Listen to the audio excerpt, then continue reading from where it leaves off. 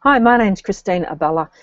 A couple of years ago, I wrote a book called Selling Craft Online, and I had a really good success with it. I had about 3,500 downloads in 5 days. I've had over 4,000 downloads in the whole time that I've had the book online. It's an Amazon book only, like an Amazon Kindle book only. It's not a printed book, and it's not available anywhere other than Amazon. If you think you want to have a look at it, then go and have a look, search for Selling Crafts Online, and you can see my name, how to spell it down there. So, and that's the name that's on the author. Now, one thing a lot of people have asked me is, how did I get that many sales? You know, how did I get that many downloads of it? And basically, the trick is that it was free for 5 days. And so during that time, I was able to get a mention on a lot of Facebook groups and other places that promote free books. Now, please bear in mind that my knowledge of what to do and what's allowed is possibly a little bit out of date, because I haven't published a book for about 18 months or so now. So any advice I give you would have been current 18 months ago, but it's quite possible that it's now out of date, and I want you to check that Amazon still allows all of these things. At the time, you could have your book for free for up to 5 days every 3 months, and you could have it just one day at a time, or you could have 5 days in one block. And that's what I chose to do. I went 5 days in one block, and what I did was I found quite a few sites that would allow me to publicize a free book, but a lot of these sites required up to a week's notice.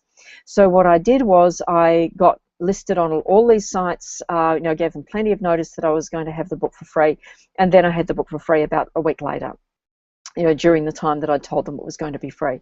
I also sent out, I've already got a reasonably good mailing list, and so I sent out messages to all my mailing list just before it went free, so that they would have got the email maybe the day before it went free or on the day that it went free.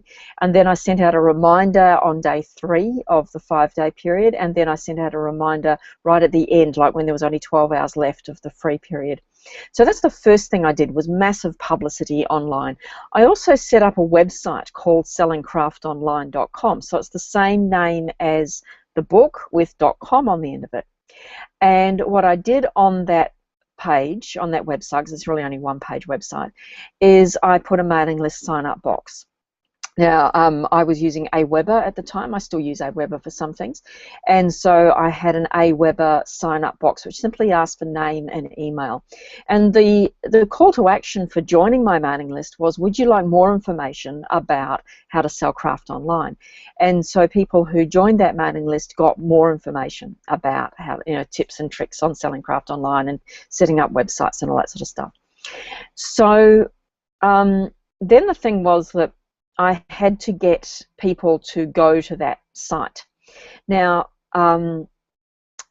obviously I can put something in the book somewhere to say, please go to sellingcraftonline.com to sign up for my mailing list. But the thing you really should be doing is you really should be putting that call to action in the first 20% of the book. Now, again, as I say, this was allowed when I did my book. I don't know whether it's still allowed, so you'd need to check Amazon's rules. But at the time, it was okay to do that, and I know that on my book, it's still there, and I do still get sign-ups for it occasionally, even though I'm not doing any publicity for it anymore.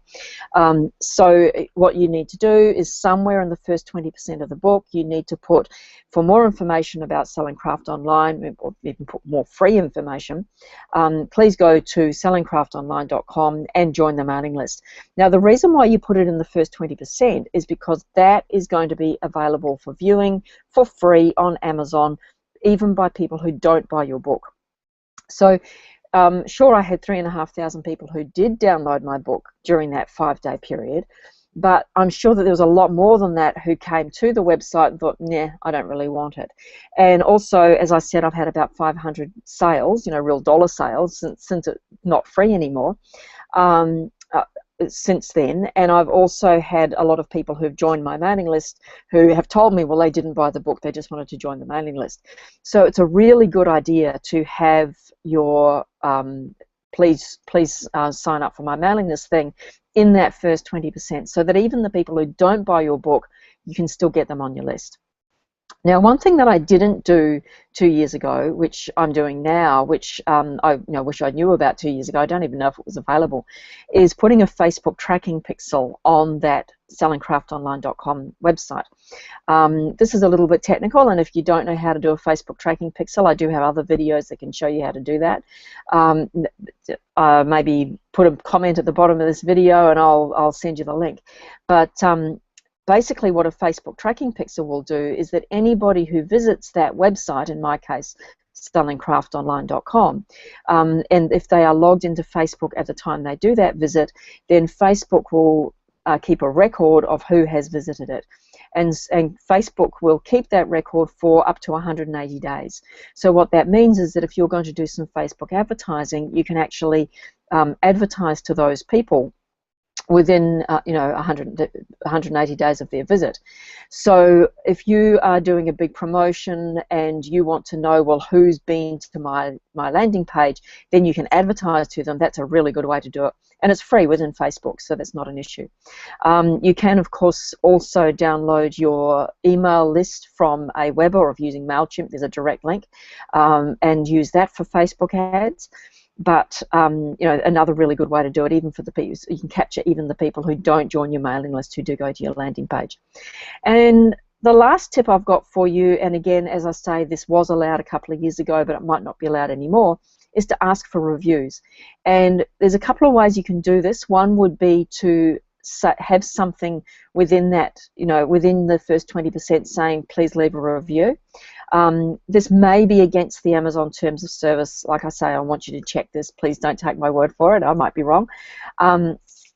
You can also, when you send out your email to your list, you could say, maybe the first one could be, please come and buy my book. My book's going to download my book because it's going to be free. So please come and download my book. And then you could send out another one that says perhaps something like, if you downloaded my book and if you enjoyed it, I encourage you to leave a review. And again, if you do that within the 5-day period that it's free, it's sort of like a reminder to people, oh, yes, hang on, I didn't leave a review, or hang on, I forgot to download it, so I'll go download it and I'll leave a review. But like I said, please check that that's not against Amazon's terms of service. I've got a funny feeling that their rules have changed about that, so I would like you to check that. But that's basically it. So in a nutshell, you need to have a call to action in your first 20% of the book, assuming that's allowed by Amazon. You need to have a landing page with a tracking pixel and a mailing list on it, so that you can offer information to people who don't buy your book as well. And make sure it's free for 5 days. That's it. Hope this helps. If you want to get in touch with me, there's my website address down there. Where is it? Down there, geckogulliewebsites.com, and there is a mailing list, of course, on that page. There's also a contact us form if you want to get in touch. Bye. Where's my stop button? There it is. See ya.